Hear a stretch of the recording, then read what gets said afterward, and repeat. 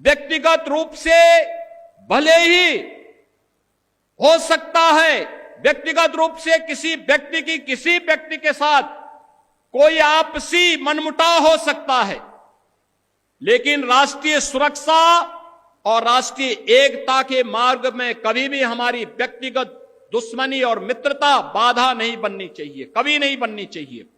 जब भी राष्ट्रीय एकता की बात हो, हम सबको अपने मतभेदों से ऊपर उठ करके राष्ट्र के प्रति समर्पण और राष्ट्र प्रथम भाव के साथ अपने आप को एकता के सूत्र में बांधने के लिए, जिससे भारत एक बन सके, श्रेष्ठ बन सके, और प्रधानमंत्री मोदी जी की मंशा के अनुरूप जब ये देश अपनी आजादी के 100 वर्ष पूरे कर रहा होगा, तब विकसित भारत के साथ साथ विकसित उत्तर प्रदेश, विकसित बाराबंकी के सपने को भी हम साकार कर सकें। राष्ट्रीय एकता ये केवल एक शब्द नहीं, हम सबकी आन बान और शान है, हमारा अस्तित्व है, हमारा और आने वाली पीढ़ी का भविष्य है। हम आने वाली पीढ़ी को कैसा भविष्य देना चाहते हैं, यह देखने के लिए इस प्रकार की केवल एक घोषणा नहीं है, ये महज संजोग नहीं कि जब हम लौह पुरुष सरदार वल्लभ भाई पटेल की जयंती के 150 वर्ष पूरा कर रहे हैं, तब भारत के राष्ट्रगीत, जिस राष्ट्रगीत का वाचन अभी हम लोगों ने इस मंच पर किया है, हजारों की भीड़ राष्ट्रगीत के साथ सावधान की मुद्रा में रह करके सम्मान दे करके गायन के साथ जुड़ रहा था। आपने देखा होगा, ये वही गीत है जिसे 1876 में बंकिम चंद्र चट्टोपाध्याय ने रच करके भारत की स्वाधीनता के लिए एक मंत्र की रचना की थी, जिसने भारत की जन चेतना को जागरूक करने के लिए उसी प्रकार का योगदान दिया था। जैसे हम यज्ञ में जब मंत्रोच्चार करते हैं और यज्ञ कुंड में अपनी हवि अर्पित करते हैं, तो यह वही था, राष्ट्र यज्ञ में भारत के क्रांतिकारियों के द्वारा गाए जाने वाले उस मंत्र का प्रतीक था, जो राष्ट्र रूपी यज्ञ को आगे बढ़ाने के लिए, उसकी लौ को तेज करने में अपना योगदान दिया। भारत का क्रांतिकारी, भारत का युवा कभी विचलित नहीं हुआ। आजादी के आंदोलन में उसने वंदे मातरम को गाते गाते फांसी के फंदे को अपने गले में लगाने में संकोच नहीं किया, और जब भी उसको फांसी की सजा होती थी, वह खुशी खुशी हंसते हंसते फांसी के फंदे को गले में लगा करके वंदे मातरम बोल करके वह फांसी के फंदे पर झूलता था। आने वाली पीढ़ी के लिए एक नया संदेश छोड़ करके जाता था कि राष्ट्र से बढ़ करके कुछ नहीं।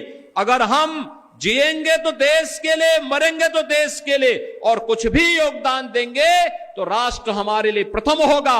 आज भी है, कुछ लोग हैं कहेंगे खाएंगे रहेंगे हिंदुस्तान में, खाएंगे हिंदुस्तान में, लेकिन वंदे मातरम गाएंगे नहीं।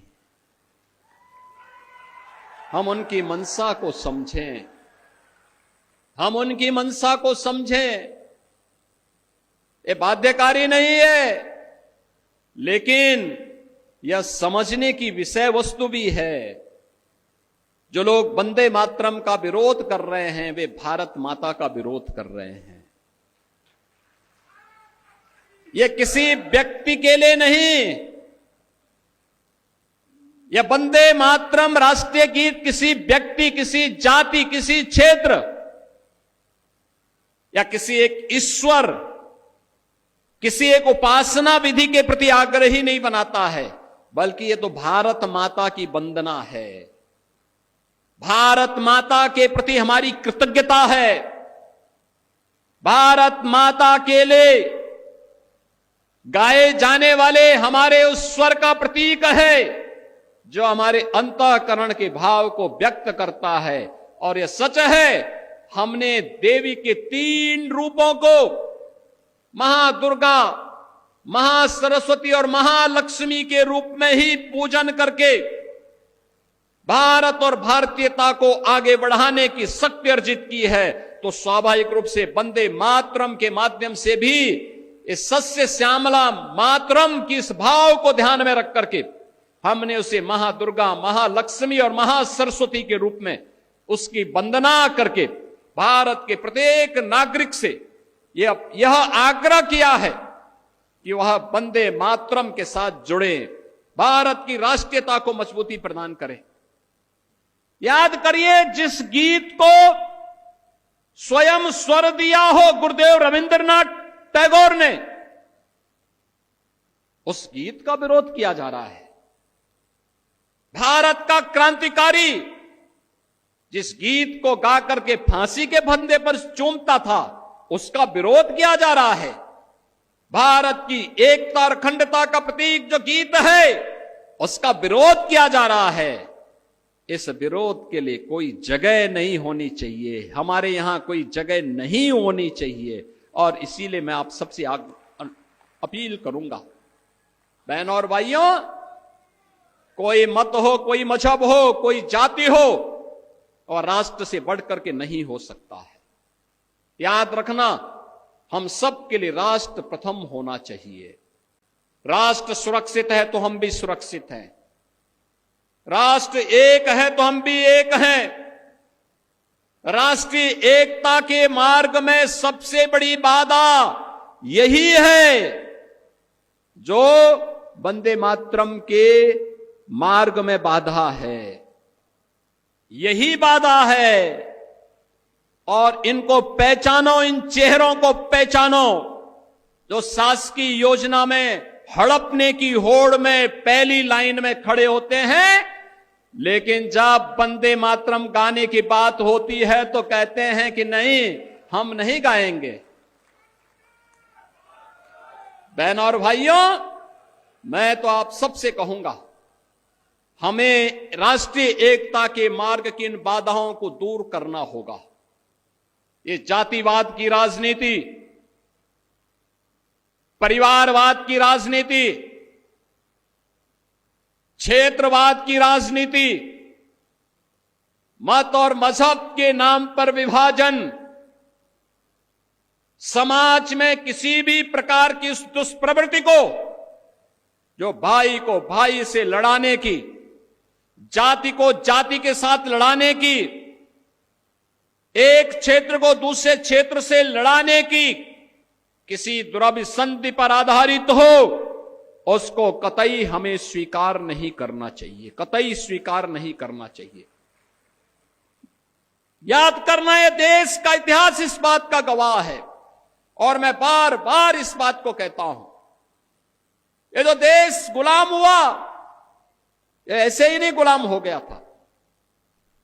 पहले इस देश में आकर के विदेशी ताकतों ने, विदेशी विधर्मियों ने इस देश में आकर के पहले हमें आपस में लड़ाने का काम किया था, जाति को जाति से लड़ाने का काम किया था। जातीय सेनाएं खड़ी की थी, ये जातीय सेनाएं ऐसे ही लड़ा लड़ा करके पूरी ताकत को कमजोर कर दी, और बाद में फिर बीच में घुस करके एक पक्ष को अपने साथ जोड़ करके ये दिखाने का कार्य करती थी कि वह उनके हितैषी हैं, लेकिन वास्तव में हितैषी नहीं थे, वह तो देश पर काबिज करने के लिए आए थे।